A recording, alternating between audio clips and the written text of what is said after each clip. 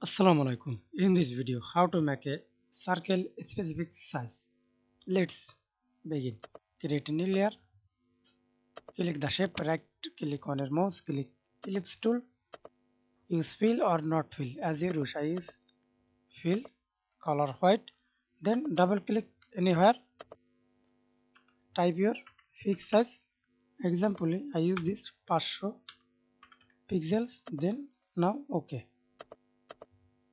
And use customs. Again create a new layer. Click apply the same formula, then without fill or use fill as your wish. I use without fill. Press enter, double click,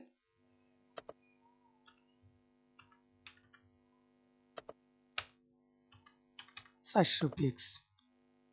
Increase the size. Okay. Thanks for watching video. Please subscribe to my channel, like, comment, share.